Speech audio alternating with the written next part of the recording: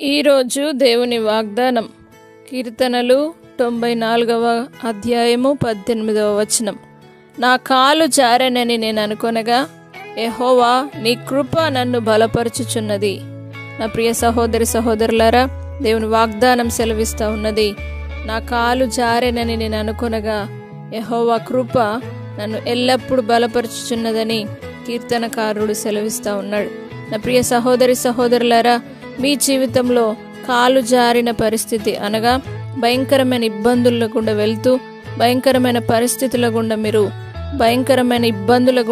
భయంకరమైన అనారోగ్యాల గుండా మీరు వెళ్తూ ఉన్నట్లయితే దేవుని వాగ్దానం సెలవిస్తూ ఉన్నది, ఎక్కడైతే మీరు జారిపడే స్థితిలో ఉన్నారో, ఎక్కడైతే మీరు బలహీనపడే స్థితిలో ఉన్నారో, ఎక్కడైతే భయంకరమైన ఇబ్బందుల గుండా వెళ్తూ ఇక వీరి పని అయిపోయింది అని ప్రజలు అనుకునే స్థితిలో ఉన్నారో, దేవుని వాగ్దానం సెలవిస్తూ ఉన్నది, ఆయన కృప మిమ్మల్ని ఎప్పుడు బలపరుస్తూ వస్తుంది. నీ కృప నన్ను బలపరుచుచున్నది అని కీర్తనకారుడు సెలవిచ్చిన విధంగా మీరును దేవుని సన్నిధిలో జారిన ప్రతి సమయంలో దేవుడు మిమ్మల్ని ఆదుకుంటాడన్న గొప్ప దృఢ నిశ్చయంతో ముందుకు సాగండి.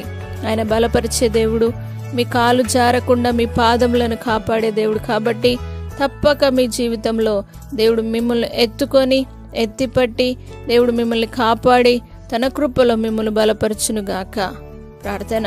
పరిశుద్ధుడా, నమ్మదగిన దేవా, ఈ ఉదయకాలం తండ్రి నీకు స్తోత్రం. నీ సన్నిధిలో ప్రార్థించుటకు మీరు ఇచ్చిన ఈ మహాభాగ్యమును బట్టి నీకు వందనాలు. దైవాని స్తోత్రం. మెస్సే, ఎంతమంది అయితే వారి కాలు జారినని వారు అనుకొని వారి పరిస్థితి ఇంకా చేజారిపోయింది అని అనుకున్న స్థితిలో ఉన్నారేమో, వారందరినీ నీ పాదసనికి తీసుకొని వస్తున్నాం. ఇప్పుడే ప్రతి ఒక్కరు స్వస్థత పొందుదురుగాక. ఇప్పుడే వారి యొక్క ప్రతి బలహీన స్థితి తొలగిపోనుగాక. ఇప్పుడే ప్రతి అనారోగ్యాలు తొలగిపోనుగాక. నీ కృప వారిని బలపరిచి ఆదరించి ఆవరించి కృపచేత నింపి బలపరిచి కాపాడునుగాక.